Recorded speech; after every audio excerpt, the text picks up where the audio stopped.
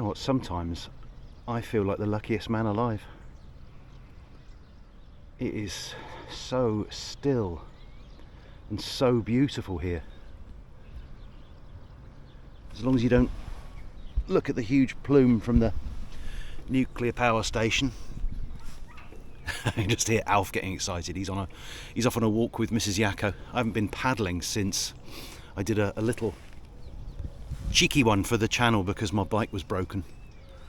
I should do this more often. I know that there's quite a few islands that we need to investigate. And I can see some quite fast water. There's not really a lot of fast water on the Ebro. Not truly fast, not down here. One or two little bits of scary stuff and one huge whirlpool. We're not going there. But I'm going to start paddling because this is for exercise and pure joy. Oh, I should have explained. It's 15 kilometres, just under 10 miles today. I haven't done anything like that for such a long time. I've got no idea how long it's going to take me.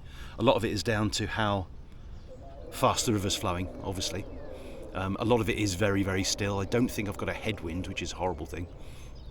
So it's just going to be a lovely, lovely trip, I hope. I forgot to bring enough water as well because I'm going to be out here for at least 3 hours. Anyway, onward and downward today. Just thought I'd come and investigate these cliffs. This is a very deep part of the river. I used to have a depth sound and echo gauge fish finder. You don't find fish with it, you find lovely deep holes that the fish might be in. But it used to be able to tell me just how deep the water is here. I've got a funny feeling this bit is about 40 feet. The deepest is a bit further down, which is about 65 feet. But most of the river is very, very, very shallow, which helped during the Civil War because when there was the Ebro offensive, some of them just waded across the river.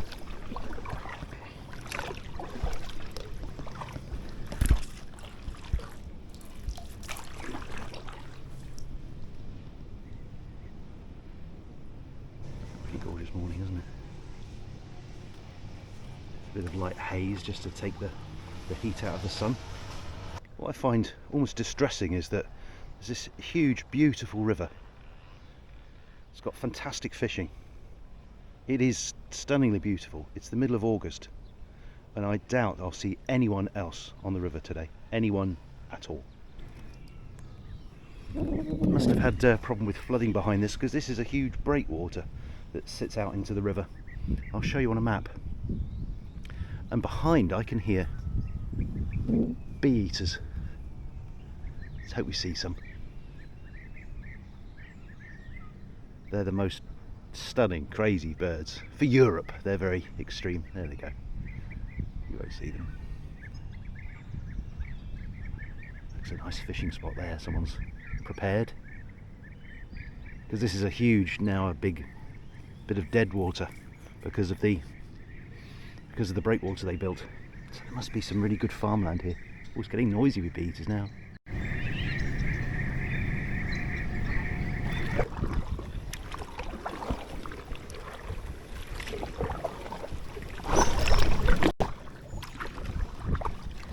Hear a kingfisher. They sort of go twit-twoo. Sort of whistled twit-twoo. What does it do? Oh, I'm absolutely loving this. Now I can see a carp. It's feeding directly in front of the bow.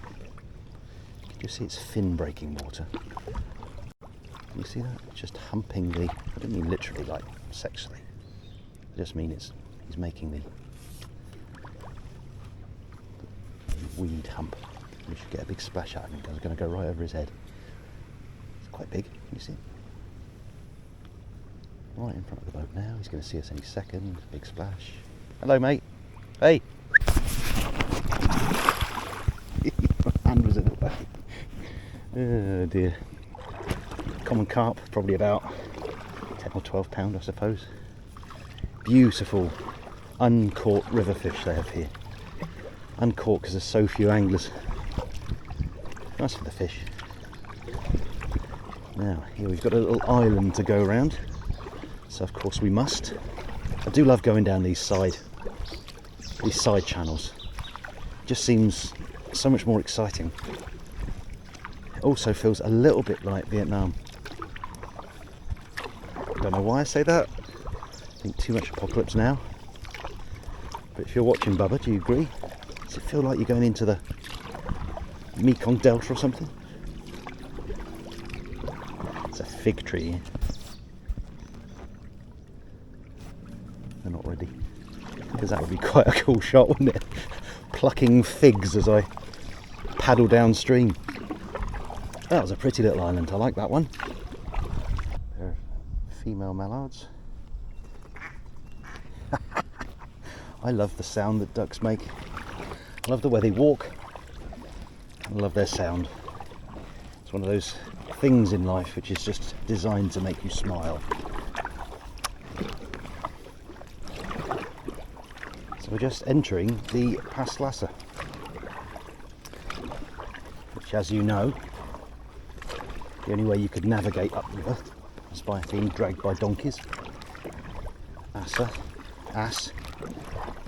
Very similar languages really, aren't they? But I think what's more notable is the Ebro, for millions of years, didn't have an outlet in the sea. I can't remember the name for that particular feature, but it just ran into this massive mountain range here and stopped. And it evaporated as fast as it was refilled. This is during dinosaur time, Jurassic times. Triassic? I don't know. It was sick anyway. And little by little, the Ebro worked away at this limestone, I think it is, mountain range, eventually cut away through and made its way to the sea. But for a long time it didn't, millions of years.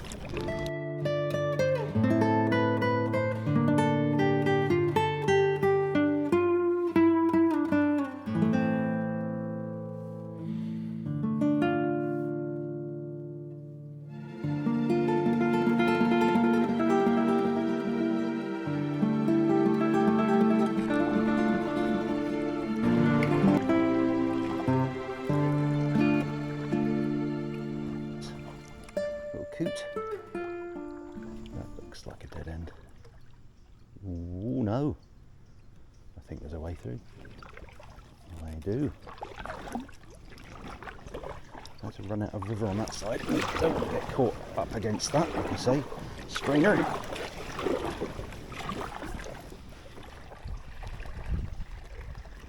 There's a tree right across the river, just under the water. But we haven't got much draft. Scraping our bum a bit there. Oh, lovely. I've been wanting to come here since I've been kayaking on the Ebro.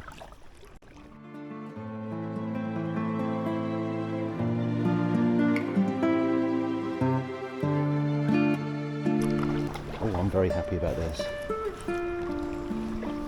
It's still adventure. I know I'm not on a bike. But that is pretty special, isn't it?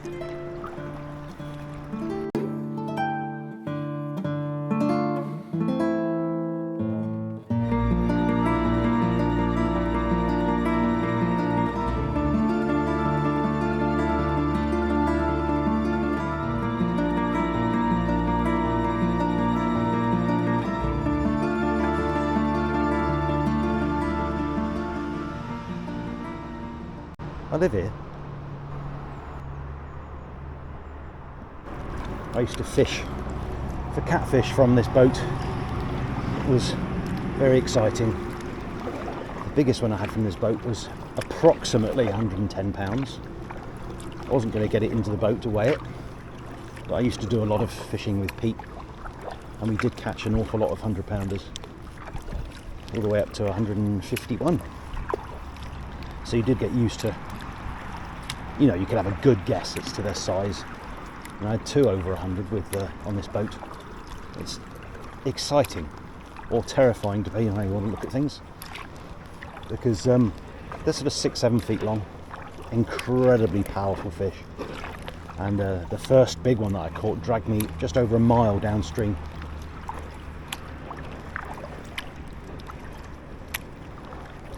There's actually a little bow wave either side of the boat when it got going. Because that first ridge that the river managed to break through just leads to another big mountain it had to cut its way through. It must have been really cheesed off. And this is just about the narrowest part of the Ebro for a long way, cutting through this particular ridge. It's very deep water underneath.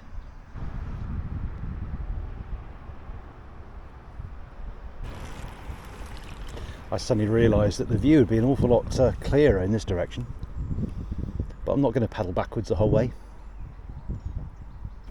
Directly in front again, might be able to see its fin. There's another carp. This one looks bigger, so we're going to go right over the top of it again, see if we can get a nice shot of it. I'll go inside. Right, he's just... I splashed. There he is, directly in front. It's going to go splash any second. Now.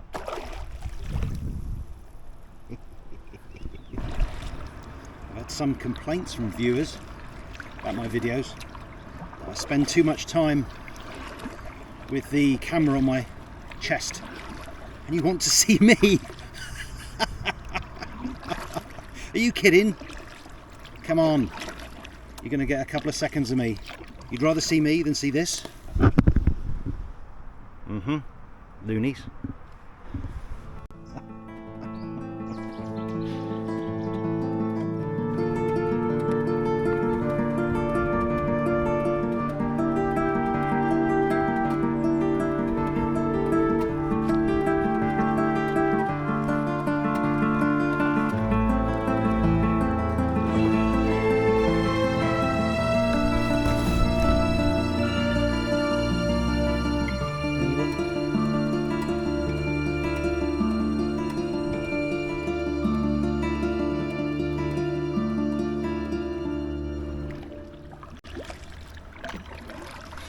So we've been paddling for an hour and a half now, and we've done just over 8 kilometres, so we're about on track for 3 hours.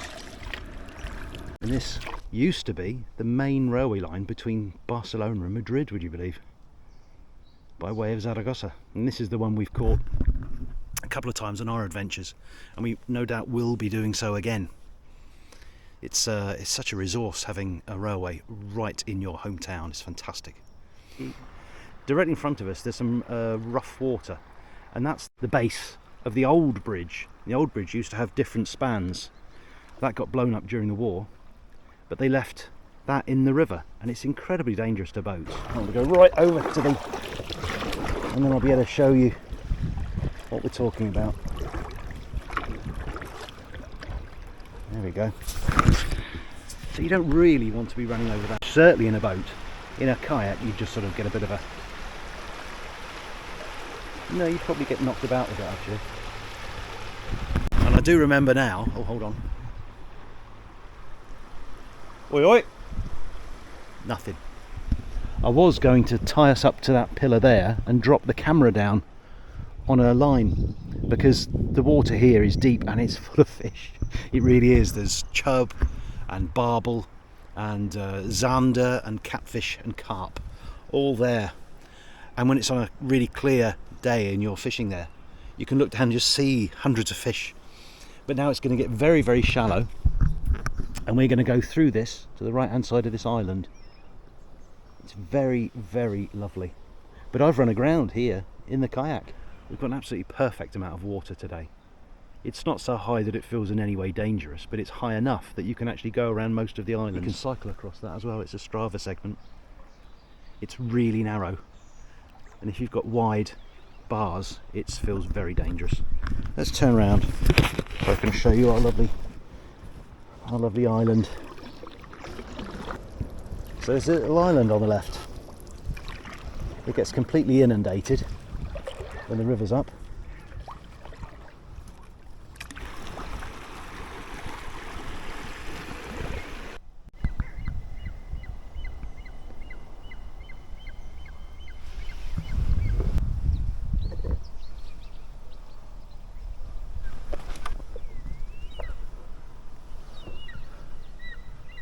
Unbelievable.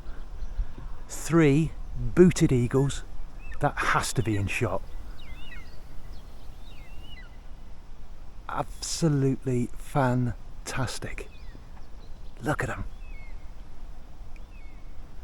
It's right overhead. I feel quite wobbly trying to show you this. Absolutely superb. Yeah, that has made my whole day, that has. Fantastic. There is a chance, when we go behind this island, that we could see turtles.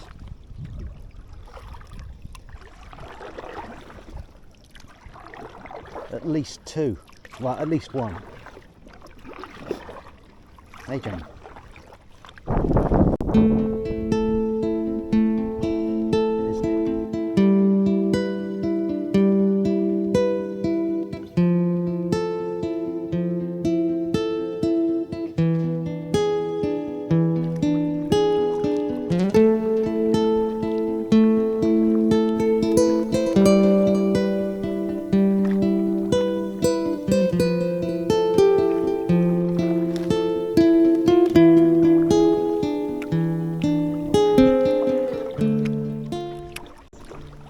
If you do like this sort of thing, kayaking, beautiful rivers, and even better, are quite keen on fishing, then you really need to check out Bubba and Jolene's Life in the Ozarks.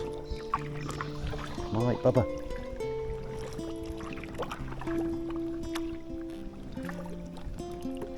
He kayaks, he fishes, and he sings. I mean, does it get better than that? Which looks shallow, so we might run aground. Very shallow, very. Oh, in fact, that's a lump of something. Oh, I've run aground. Didn't notice that was actually a thing. Oh, backwards. Come on, off you get. Oh, I don't want to be backwards, thank you. I want to be the right way around. And if I try and turn here, the back's going to get caught by the... Let's just float through backwards. Not very elegant.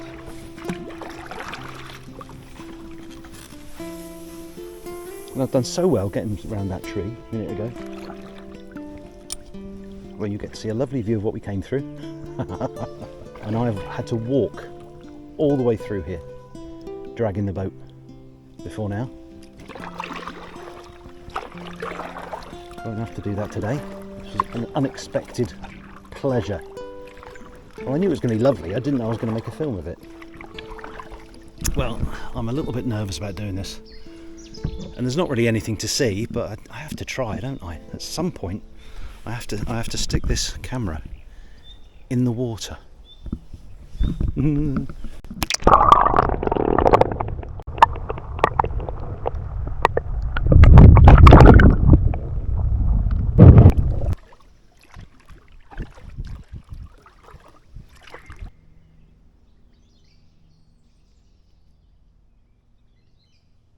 This is one of my favourite bits. There's actually a road between us and that cliff, quite high up too. And not surprisingly, it gets very, very deep through here again. I am actually getting pretty hot now, so we're gonna press on now. Don't really want to. I want to stay out here. It's lovely.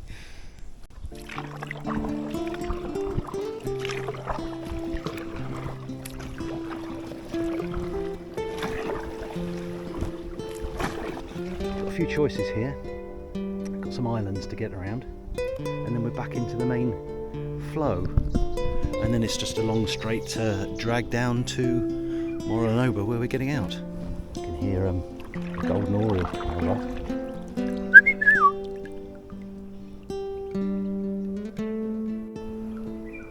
There you go. I'm looking for those humpbacks, as they can't push themselves out of the water.